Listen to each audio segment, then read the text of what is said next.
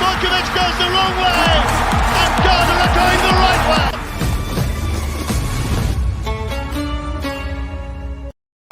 Before we listen to Otto's final words for the Ghana Black Stars as he leaves the post, a captain of the team, Ayew, posted something on Instagram here, essentially saying that he was not psychologically or mentally ready for the World Cup. He posted this and said that our final group game was not what we were looking forward to in the tournament, but unfortunately, it ended up this way.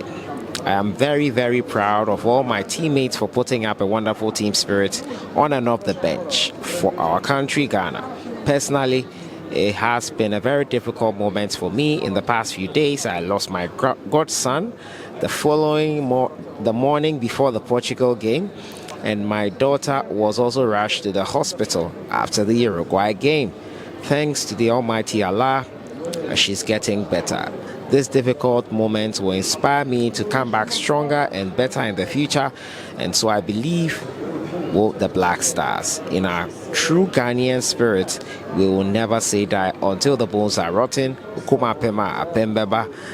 Thank you for all the prayers and unwavering support. Rest in peace, Addo'S. So the captain was not mentally in the game, and I think it goes to show us why that psychological battle we needed to overcome versus Uruguay was lost. Before the game versus Portugal, he had that loss. I don't think he should have played if that was the case. But let me know your thoughts on this one here from the captain, Ayew. Probably he thought he could handle it. It turns out he could not. Should Otto have taken the bold decision? We will never know. But let me know what you think in the comments box. Now let's listen to the final words of Otto in his final press conference for the Ghana Black Stars. Coach, my name is Thierry. My first question is, your decision seemed to have been made even before the start of the World Cup, to step aside after the tournament.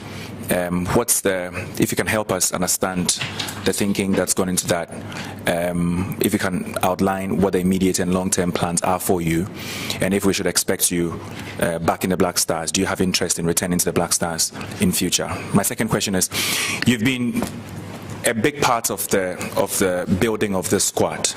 It's a new squad that seems to have a good future. Having spent these months with them, how far can this team go? What do you think they can achieve together?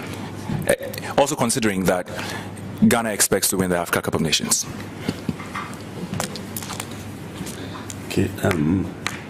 First question about the decision. It's not only my hands. Before I started to work for the GFA, everybody knew, and I said it before, I have a contract with Dortmund, and I have to respect that. And even to come here was very difficult, and the GFA put a lot of effort to release me. And at the end, they came by themselves to Dortmund to speak to the board. And at the end, they decided to release me for this task. What you have to know is the position I have as a talent coach is very, very crucial in Dortmund. We produce every year a lot of big talents, and it's a very crucial and important position for the club. So normally they wouldn't want to let me go with it. But because I wanted to help the country, and the GFA went there and had very, very good talks, they released me for 6 months. So it was, and I said it when I started, that I have a contract I could just sign for 6 months. This was the agreement between the GFA and Borussia Dortmund. It was not possible to do it longer. And they told me they wouldn't like me to go. But I talked to them that this is a once-in-a-lifetime opportunity for me. So they let me go, and we agreed on a 6 months term. So it will end now, and it hasn't got anything to do with the outcome or result. It would have ended also if we would have been world champions. And I have to respect my contract. I have to respect the club I'm working for, and surely, maybe one day I will get a chance to work again with the GFA, but the next 2.5 years I have a contract with Dortmund and I have to respect it. The second question, future of the team. Having difficulties to put pressure, especially on young players. I think everyone knows that we have a good team, and that hopefully if we continue developing, this is the most important thing, don't expect everything today and now. It's a process. Even if a new coach comes, I would like and I would love that, first of all, give him the chance. With me, before I came, I don't know if it was everybody, but a lot of negatives, even before I put one step on the ground, came towards me. People were sending me things. So I wish for the next coach to come, give him the chance to show himself, to develop, and then let them grow. And sometimes it takes losers or losses to grow. Sometimes the best sportsmen in the world, they lost a lot. Michael Jordan, he wasn't even picked by his high school team, but he developed. It's a process. So the key to success is surely consistency and also patience. And I know it's difficult, but like I said, I think we all have to change a little bit of our mentality and support a little bit more, and especially a young team like this, which can surely win the AFCON, but sometimes things take time to integrate, to develop, and I would like you to let them work in peace and grow in peace and develop in peace. Well, Coach, you talked about some players who contributed immensely towards the team's qualification. You mentioned Wakaso, Benjamin Tete, and Afna Jan. And of course, some of them couldn't make it because they got injured. And some of them were dropped. Now, with the benefit of hindsight, would you say that you have any regrets for dropping some of the players who were not injured, but you did not select them for this tournament? Yeah, thank you. No. Like I said, the good characters, I'm feeling sorry for them. Like, this was my toughest decision. It's not about what to say to the press or who to play maybe in the World Cup or who to change, who to do the work. The toughest decision was this 26-man squad, because I like good characters and they are good characters. So it was hard for me. This was the hardest decision for me. But surely this is my role. I had to take decisions, and but I didn't regret anything, because what I saw was good. And like I said, it's just margins. Maybe we score, we lead 1-0, and it's a different game. It's a different game, and outcome maybe also. You know, so I don't regret. Surely there's not only one way to success. There are many ways, and somebody might have taken other decisions, but this is the way I think, and I still think, and I thought. I recall watching you in 2000 when Ghana co-hosted with Nigeria, yourself, Samuel Sekufo, Daniel Addo'S, Stephen Beidou. It was amazing. Now you brought in Inaki Williams, you brought in Tariq Lamptey and Professor, the right back. What sort of impact did these guys make, and were you excited about the sort of inputs they made in this whole tournament? Yes, I think in general, we want to raise the standard every day, and we started looking around who can improve the team or who can challenge those who are there already. So for us, it's about performance, and if you have this one thing which we all have in common, if you have Ghanaian heritage, you are a person to be watched, and this is what we did. Everybody helped, the whole board, the president, everybody helped to get the best players we could, referring to the style of play I want. And I think we did well, integrated a lot of new players, and they did well. The more challenges they have internal, the better is the outcome external. And I'm happy that they decided to play for Ghana. Okay, Michael. Okay, I have two questions, one for the coach and one for management. Otto, you keep referencing the mentality of our players, and from indications, it looks a major weakness for us. How do we deal with this challenge moving on? And to the managers, from what Otto says, it means we knew back in May that Otto will not stay beyond the World Cup. Do we have any succession plan in place? And if we do, what is it? Okay, is your question for the coach? Is your question for the coach? I want him to finish answering his question. It's for the management. That's fine, it's for the coach. Oh, coach? Yes. So should I go on? Okay. So, the mindset. Yes. Yeah. So, the mindset, I don't know where to start. I think, okay, Johan Cruyff said once, I played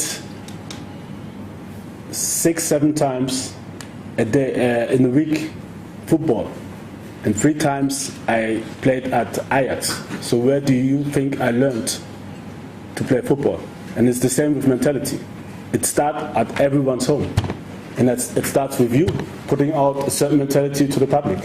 It's education, and education hasn't got anything to do with intelligence. You have a bachelor's degree. Don't get this wrong. You can have a bachelor's degree, but still put in or nurture the wrong things. So it starts with all of us at home. The parents, they see their kids at home. And it's about to bring positivity, to bring, to give them an aim in their life. And it's about a general mindset and character that you can reach everything if you want. If you work hard, and you have to believe. Even if you're 2-0 behind, you have to believe. Samuel Kufo, he experienced it in his own eyes. 1 minute to go, they were leading Champions League final. Man United scored 2 goals. Pop, pop, finish. But don't remember me. Yeah, sorry. No. This is what we have to give them, the belief. And it starts with you guys. You have a big responsibility, I'm telling you. Everybody's reading your newspaper, listening to the radio stations. When I go to Ghana, everybody, oh, radio station, oh, this, that. What they learn I mean, there are some radio stations insulting people. Is this what our kids should learn? You think so? Then we won't get far. We won't get far. We have to grow together. Look for solutions. And it starts, the mindset of the players starts at home. The belief. Even if you're 3-0 behind, okay, let's be there. If our captain is taking responsibility, it's a big responsibility he's taking. For me, it's not about him missing. It's more about who is following the shot. Who's there? Maybe the goalkeeper, he's not catching it. Who's there? It's more about this. And this is a little bit different in Germany. We won't look at, oh, this guy, he missed again, and people are making jokes. No, they'll look, oh, who's following you? Who's bringing up? Come on, we continue. Who are the persons? So that's why I really respect, especially the guys who were here and didn't play, for cheering everybody up. Being the first to sing, to pray, to help each other. This is the right mentality. So I don't regret anything of those who were here. They were very good. Yes, you just described that your job with Dortmund is huge and crucial for the club. So I can imagine there's a lot that goes on in that department, and you're normally busy. I want to ask, in your viewpoints, do you think in the last 6 months, if you had full-time hands-on with these group of players, things might have been different in this competition? That's my first question. And then secondly, Coach, you live in the Black Stars, as you've already said. What would be your advice if the next coach picks the phone to give you a phone call? Having said that, I want to say thank you and wish you well and good luck in the next things that you do.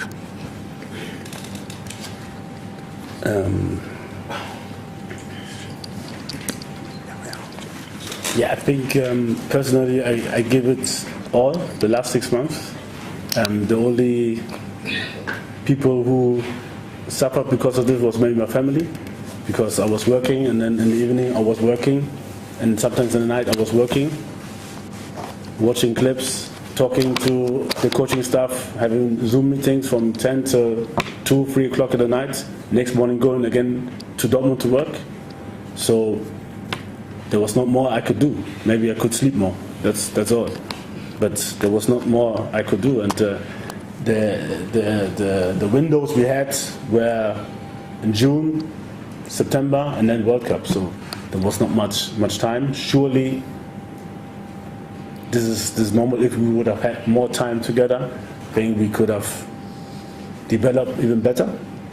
I saw the process, and I know it's difficult for a lot of people to understand. Maybe I'm a little bit more modern coach. I'm a strong believer of freshness, and also that I look at detail which player fits into which system, into which situation. And it could be that we even win a game and I make changes.